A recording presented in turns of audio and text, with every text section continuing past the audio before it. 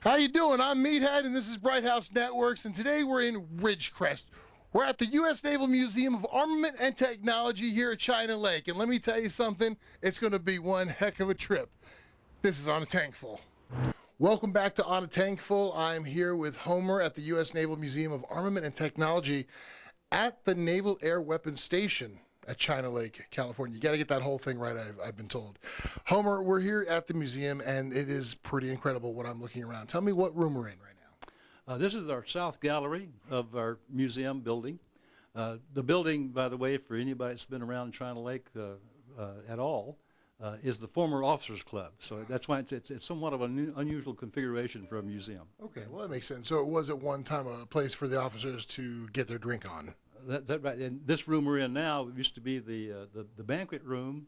The north gallery, as we call it, was the main dining room, and we had the main bar, and then the back area where we have a lot of Sidewinder-related technology displayed used to be the kitchen of the Officers Club. So now we're sitting in here in a room where they might have used to eating some food, but now they would be eating something completely different. And I see around us are quite a few missiles. There are quite a few here. Yeah. Quite a few. Some that are original items. The first of its kind television guided weapons. We've got Walleye is over in the far corner. We're standing in front of a Tomahawk cruise missile model. It's kind of the centerpiece of the room. It's kind of the main attraction just because it is a lot larger than I was expecting it to be. The Tomahawk changed the way, you know, air to ground warfare. I'm a novice. I play video games, don't know much about the military, but tell me, what kind of significance on history did this Tomahawk have?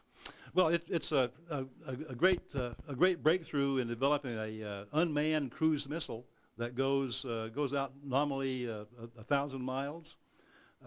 It's launched in the Navy in today's world by surface ships and submarines. Okay. This particular model that we have here, of course, is painted up to participate in parades and whatnot. They aren't painted that way in the combat version. I was wondering because I don't know if you heard him. He kind of touched it and knocked on it a little bit, and I heard a hollow sound. I was like, I don't know if we should be knocking on this thing. It's a very large missile right next to us. But this, of course, it changed the way combat was in some senses. Yes. Oh yeah. Again, many of these were used during the first strikes in the first Iraq War. Totally decimated the air defense system and struck some of the really hard targets that were in Iraq, allowing our aircraft with more conventional weapons to come in afterwards and suffering no losses. I was just say, so probably this is a really, this missile right here, this beautiful piece of armament, this right here, pretty much guaranteed that we didn't lose any planes in the first Desert War. That certainly was a major factor, along with the air defense suppression weapons we use, such as HARM, the HARM anti-radiation missile as well. Okay. Big weapon to talk. I don't know, but all I know is that here at the museum in China Lake, it is absolutely gorgeous. The relics, the pieces of armament museum here, the missiles, Now, let me ask you a question. What's the difference between a missile and a rocket?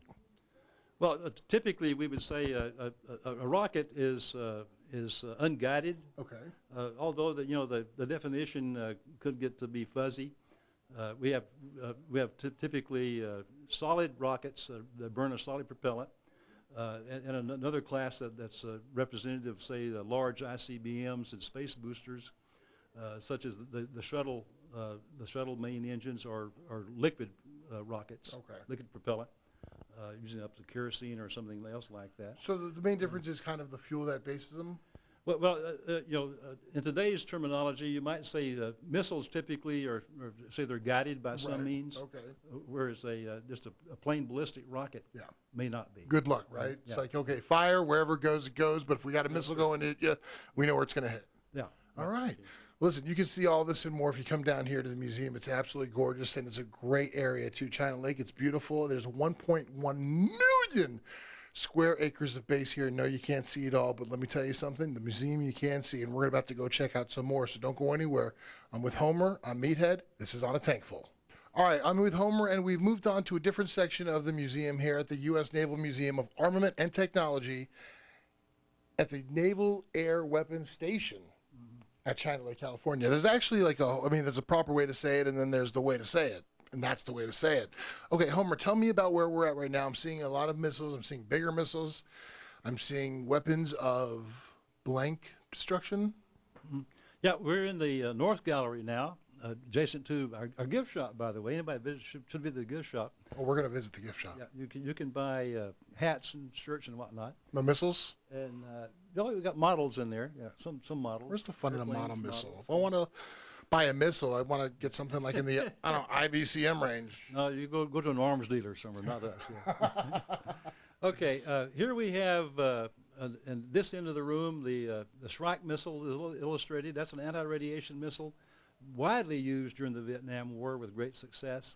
The HARM missile, here we're setting between, which we replaced the Shrike missile. Over on the wall, we have the exhibit commemorating the visit of President John F. Kennedy in June of 1963, with some details, video about that visit too. To my right, we have the rolling airframe missile, which is a surface ship short-range missile for, it actually is an anti-missile missile. It's designed to shoot down missiles coming at your ships. Anti-missile missile? Yes. Say that 5 times fast. Anti-missile missile, once. Okay, good enough. Okay. You something else you were telling me, if I could just interject for 1 second, that I found very interesting. Earlier you told me, because of where we're at here at China Lake, and the community of brilliant minds that have been working together to put these weapons together and test them. You were even telling me that the smallest, like, I don't know, microchip, just the smallest pieces that go into the bigger pieces that make these what they all were invented in this area. A good part of them were, yes. This rolling airframe missile, for example, uses the same rocket motor as a Sidewinder. The original inventor of the Sidewinder rocket motor was a guy from China Lake named Roland Baker. The warhead for Sidewinder is a China Lake invention. A couple of people contributed to that. Head of our warhead group for a long time was Mr. Paul Cordell. Okay. Now, for those who don't know what a missile is, the warhead's that's the bad part, right? The warhead that goes boom boom. Boom boom. That's the boom boom part. And hurts something typically. The fuse and safe and arms system was by and large an invention by China Lake people, and of course the seeker section goes back to its ancestry. Was the original work done by Dr. Bill McLean, who was the long-term technical director of China Lake. It's amazing how it's all full circle here at China Lake, and it's something that you need to come and see for yourself. There's plenty of exhibits, plenty of education to be learned, that's for sure. And I'm pretty amazed because I've learned a couple of things, like how intricate these machines are. It's not like you're just kind of putting gas in a PVC pipe and sending it with a grenade. You're actually making very intricate mechanical things. Yeah. Oh, yeah, electronics and mechanics. The China Lake has a large number of chemists, physicists, all kinds of other sciences, mechanical, electronics engineers, computer engineers. You are going to let us leave this city, right? We're not like trapped here now, because I feel like this is one of those hidden secret cities that the world should never know about, because it's all got geniuses and weapons and. We have that history that's summarized on a couple of CDs you can buy in our gift shop. In fact, that it's a 3-hour presentation on the kind of stuff we're talking about right now. And it's very intriguing, very interesting. And let me tell you something, we're only a gas tank away from Bakersfield, just past Lake Isabella, in the beautiful Ridgecrest Mountains, in the desert of the naval base that is China Lake. This place is where it's at. You need to come down here, bring the family, because it really is a lot of fun, and it's very beautiful. And we're going to go check out the next room where the Sidewinders are, so don't go anywhere. I'm with Homer on Meathead. It's on a tank full. Every time I think the tour is done, you surprise me with another room. And where are we right now? This is the largely devoted to Sidewinder missile and all of its other derivatives, which there are many. Yeah. Besides the Sidewinder itself, which has gone from the AIM-9A as the designation of the first Sidewinder, through the AIM-9X. So we used all the letters in the alphabet, just about. What gave it the name Sidewinder? Now, I understand it's got something to do with a snake, or that it moves. Tell me a little bit about that. Well, several of the weapons here at China Lake are named after some fauna characteristic. The Sidewinder snake has a characteristic that he detects his prey due to the infrared radiation, the heat given off by a body, The snake has a couple of little sensors on the top of his forehead. Right. So in the dark at night, he can sense a hot rat, for example, and be able to attack and grab that rat and eat it. Which the early Sidewinders all were infrared-seeking missiles. Oh, okay. So they go up the hot tailpipe of a jet aircraft, Right, for example. Yeah. right. You don't want to be flying that jet aircraft when that happens either, because boom, boom. Okay, so now obviously the Sidewinder has gone through an evolution. I'm seeing here behind you we've got different models of the Sidewinder. It looks. I'm not a genius at this or a mathematician, but that looks a little older than that one per se. Yeah, this is the one of the oldest versions. Here is what was called the AIM-9B, AIM-9 Bravo, widely used by many countries, including the U.S. First operational and first used in combat in 1958. Oh, wow. And this is the AIM-9L and M version, a more modern version, which has major improvements in all components compared to the AIM-9B. Widely operational today in the U.S. and our allies. And the top one is Fancy. An excursion from the ordinary Sidewinder called the AIM-9X. It has a different feature, whereas all models of Sidewinder prior to this have been what's called canard control. This version now has got some ceramic tabs in the back of the rocket motor, which provides what's called thrust vector control.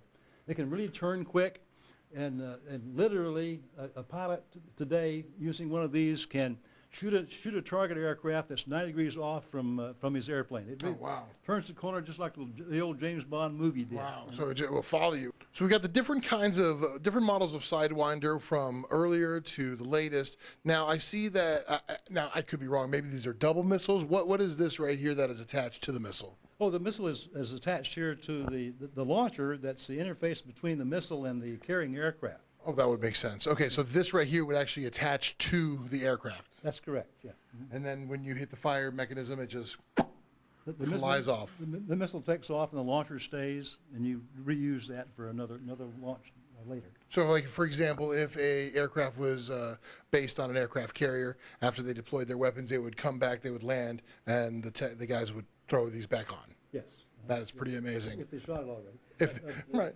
Sidewinder, by the way, has one of the characteristics as a aircraft carrier launch weapon system off aircraft.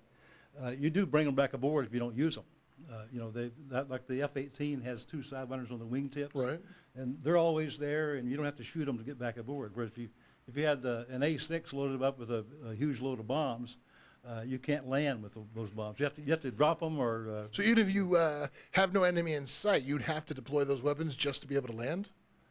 With a full load of bombs on an A-6, yeah, you couldn't come back aboard. But Sidewinders, that's not a problem. Right. These just go right in the glove compartment. Yeah, so to speak. If you will. Good analogy. Thank you. Mm-hmm. All right, so this is the Hall of Sidewinders. This is a bit amazing tour, and I got to tell you, this guy Homer, he knows his stuff. And this video is not going to do it justice. You need to get in your car. You need to come down here. This is an incredible place, and it's got a lot of very important and very intriguing history that goes all the way back to World War II and will continue on until tomorrow, because you know what they do here? They make weapons, and that's a business I don't think going to be going out of business anytime soon. I think we're in business for a good while here. Right. Where's Tony Stark when you need him? This place is amazing. Come down and check it out. Homer, I want to thank you very much for not only your tour, but also your knowledge of everything here, because I learned a lot today, and you could learn a lot too. Bring the kids, bring the family. It's a hell of a handshake there, sir. Yeah.